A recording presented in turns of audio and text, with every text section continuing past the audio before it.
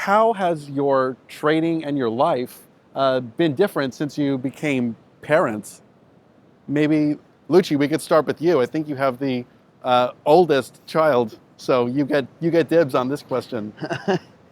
I just moved her into college, and it's pretty insane. But again, like for me, it was when she was born. Everything was about when she was born. Everything was about the turning points in any man's life, especially if they're younger, which I was a 21-year-old having a kid. It's those turning points in life that drive your trading strategy and your trading decisions, right? So it kind of just breeds an extra layer of accountability on everything that you're doing. Now you kind of can't, you got to stop messing around. And every man, I don't care what age they are or where stage they are, they have to decide that. And it's always pushed by some influences. Some people have a kid, some people have some crazy chaos happening in their life where they need to change something. And for me, it was my daughter. Having my daughter at 21 while I was still in college, I had to step it up. Mm-hmm. I had to step it up. You got no other choice. Mm-hmm. So, yeah. Yeah. Roland, did things change for you, and how so? Once you had, your first child. I mean, I got into trading because of my kids. So I wasn't trading first and then had children. I just literally got into it to make a little bit of extra side money. That's why I was working a 9 to 5. Went back to school because my soccer career ended. I had a son already, and we were living paycheck to paycheck, me and my wife. And that's kind of what drew me to trading. I had a little bit of money. I put it in Barrett Gold, it was called at the time. It doubled. And that convinced me. I'm like, whoa, I can take my money and do something with it, in other words. So for me, it's been the constant. It's been actually, for me, the entire time, it's kind of been the drive. I didn't get into trading thinking that it would be like a full-time gig like this.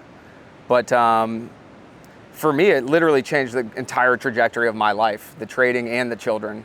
Because before I had kids, I was like, everyone knows I played soccer, super high level, and then I traded. But between that, I was super lost. Like, we talk about a man being lost, super lost, down to the depths of homelessness at one point and drug addiction. And I just had a huge gap in my life.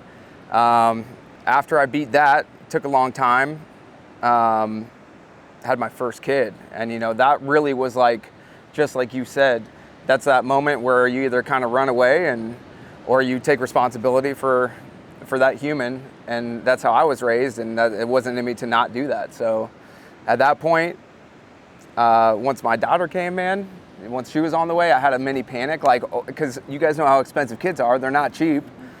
So I started doing the math, two, damn, and that kind of spurred this whole journey. But a lot, kind of like what he spoke about, I think it's also molded my risk tolerances and stuff like that a little bit. I know that had I stumbled across this before my children, I don't know if I would have made it, honestly. I trade so safe personally, and most of my strategies revolve around having low risk.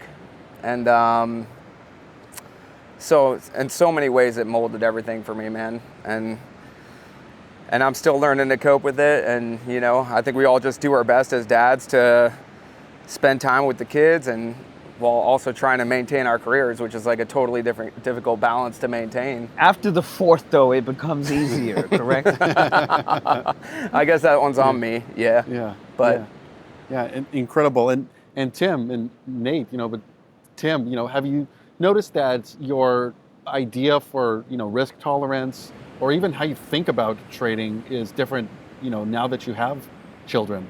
Mm-hmm. Yeah, I mean, my situation, I was really fortunate that I had a lot of success before my first child was born. I knew that was an opportunity to kind of step back away from the market a bit, and that's how I treated it. I wanted to be more present and less in front of the screens. and it really turned into more of a retirement than I had originally envisioned. But I mean, we've gone through our challenges along the way. I like our first son was super colicky when he was born for the first 3 months of his life, and it turned into a situation where I'd be holding him until 3 in the morning, and then switching spots with my wife while she holds him till 7, and then we both were super sleep deprived. So of course, like, I'm not trading at all during that time. And then got back into the markets a little bit around the time the pandemic started.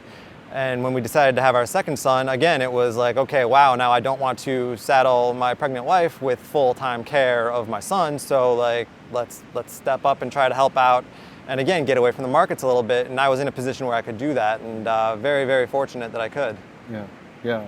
And Nate, what adaptations did you have to make in order to balance, your Still making them this week. It's you learn something new every time, every day, and I don't there's never been sort of a video like this or kind of mentorship like this. And Sang used to always drop hints like none of that shit matters and stuff like that.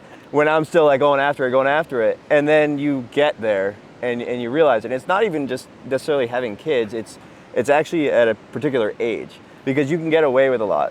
For some period of time, you can say a hi bye, and that's enough. And then at 3, they want a little bit more. And then at 5, it's like they just want time. They just ask like, hey, can you play? And you want to stop saying no, right? And I do a pretty good job at it, but not enough.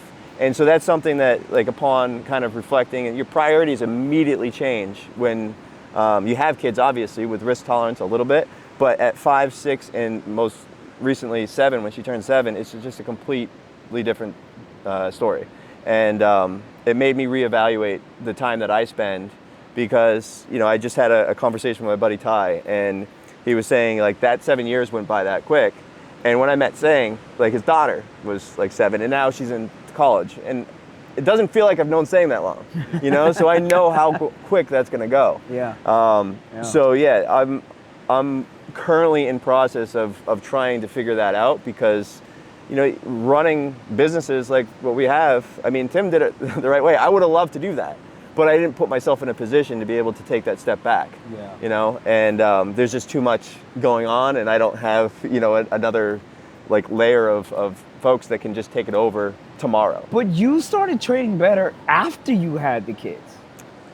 That's because that was after Aiden in 2020.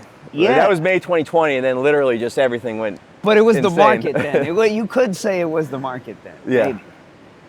Maybe. Opportunities and all that kind of stuff. But yeah, it's just you continually learn it, are learning and reevaluating. And I know where I screwed up. I know where I can be better, and that's what it's about.